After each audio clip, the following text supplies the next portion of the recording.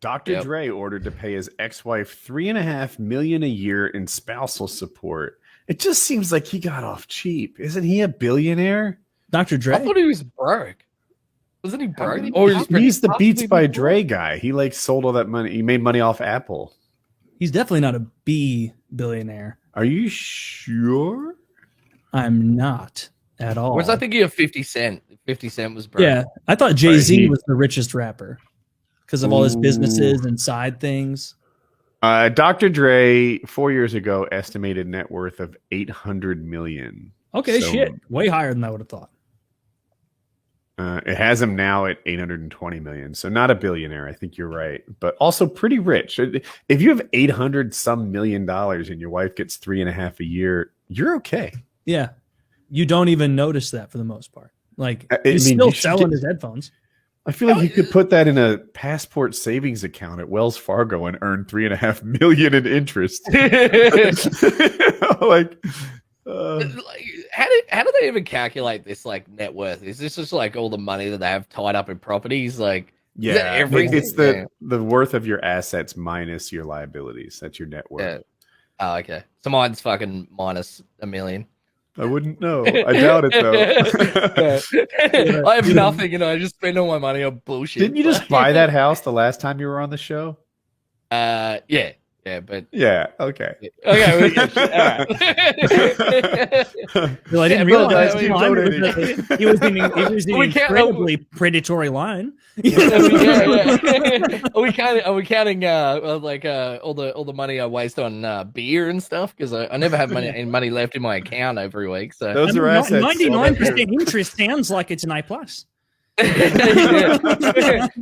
How much are you borrowing? $1. Yeah, you're gonna definitely need a good line of credit on that. Yeah, the repayments will be $3,000 a week. That $1.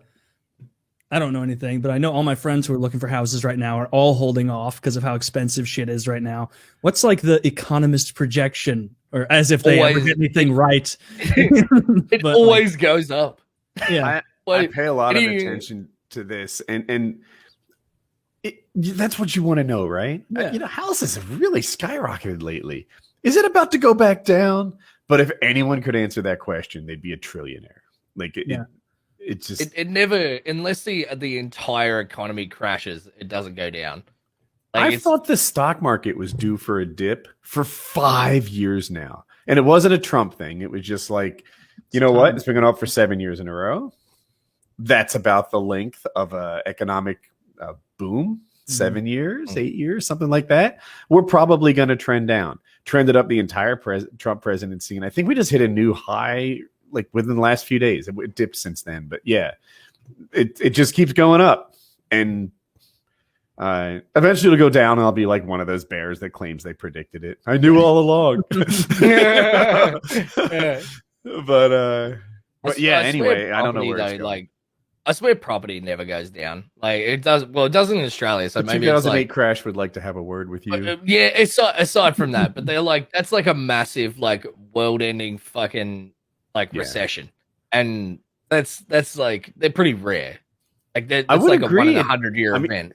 It's a thing that trends up, so it doesn't go down very much. And it seems like whenever it goes down, that means it takes longer to sell. Like it doesn't actually go down very much. Yeah.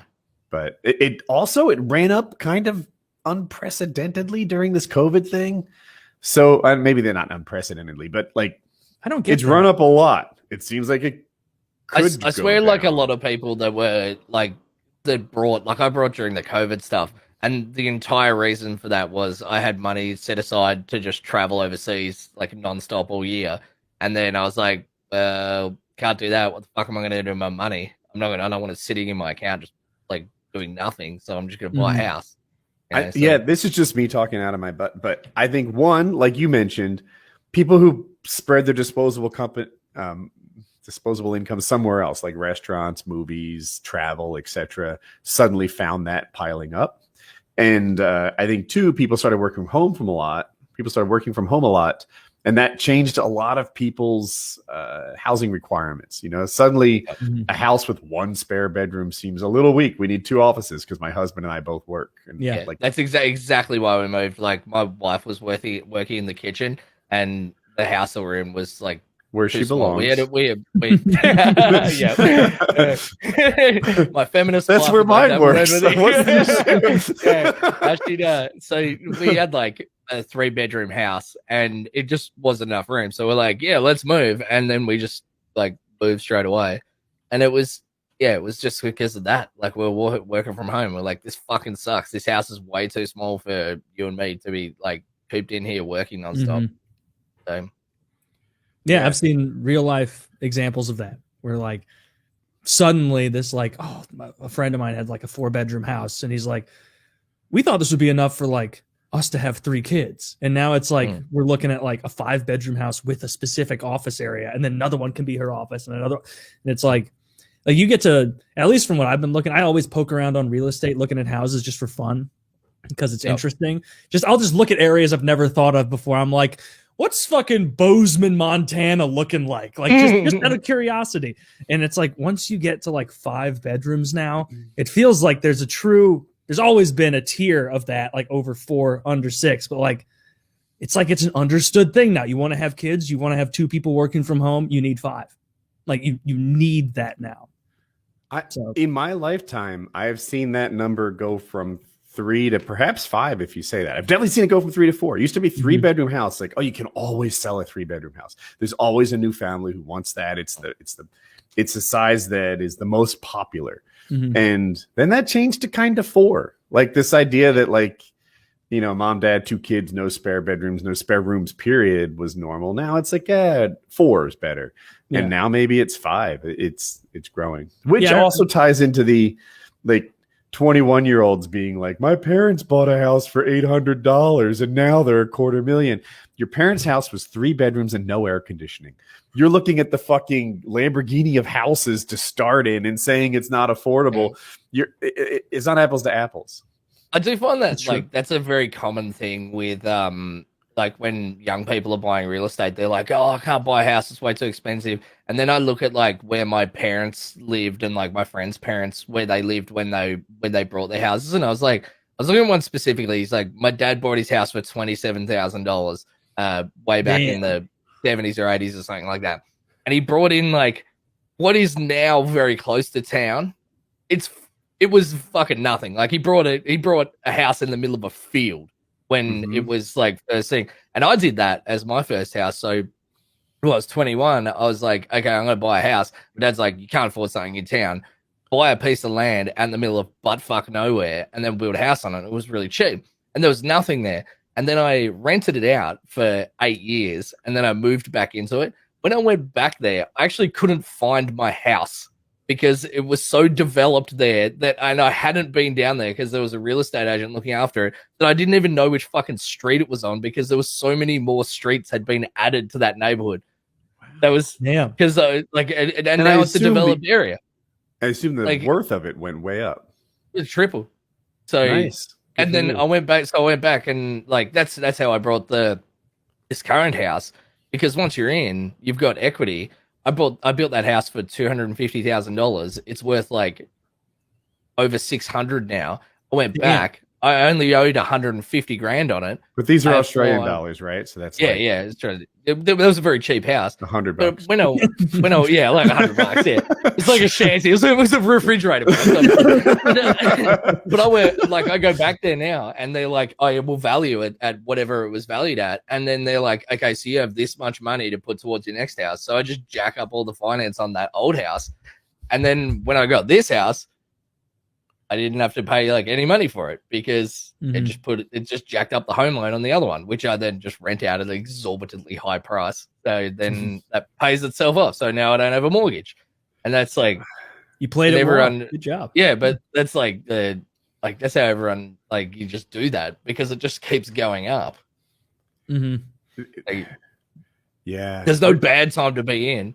You've just got to get in there first, and then it's just free money. I mean, if I could go back and make like a different financial decision as a young adult, it would have been to buy real estate and property earlier. Like looking back and being like, oh God, the amount of money I just threw in a furnace with rent when I could have been getting. You spent time in Missouri Idaho. and Yeah. Idaho, and then back in Missouri again. I think. Am I right on that? Yeah, that's true. It was like I was 25 when I moved back, like a young 25, like had turned that recently, and like I wish I had just been like, all right, let's get a home loan now. Like let's start chipping away at a mortgage and like building equity in something instead of like, I guess I'll rent. And I know the reason I did it because I know myself was like familiarity.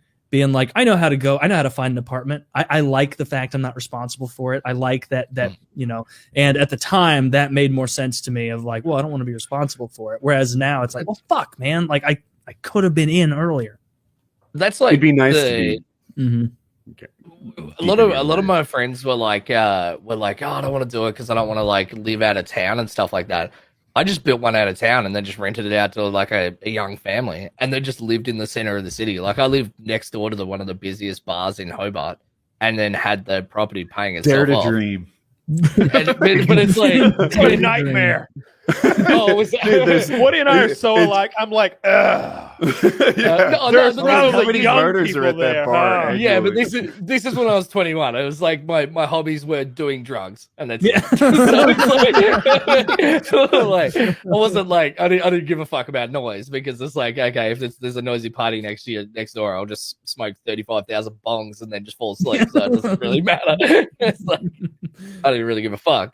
But it was like I didn't actually live there, but I was sort of lucky. So my dad was just like, you should do this, and I'm like, all right. So I lived when I was like the most ridiculous money I was paying for rent is when I lived like in a pretty good area of St. Louis. Okay, I'm setting myself up. I'm cutting you guys off with a pass at this joke. A good area for St. Louis downtown. For St. Louis, it's a good area. Remember, to be honest, I would have made bigger jokes about it. remember when those guys, like those rioters, like tore that fence down, and then those like two St. Louis couple. I lived like less than a mile. I could walk there. I couldn't get in because there was a wrought iron gate, but like I know exactly where that was. You could. I could have found my way in. I just needed a bunch of. Wait, was that back? Was that the Karen and the John with the M4? Yeah, they were. I remember looking at that dude, and I was like, that dude looks like Woody if he was like 10 years older. Oh, dude, I remember seeing people. I remember like seeing people comment online and being like, they probably just like wandered into that neighborhood, and I was like, I can guarantee that's not true because there are 14-foot stone and brick like mason walls with like wrought iron gates in there. Like I wouldn't have known how to get in. I don't even know. Like you probably need a pass. But anyway, I lived close to there, and I lived like adjacent above, not entirely above. A bar called exactly. I know exactly. No GPS. I could pull up a big picture. The one I linked, maybe. That's how Woody talks to waitresses. that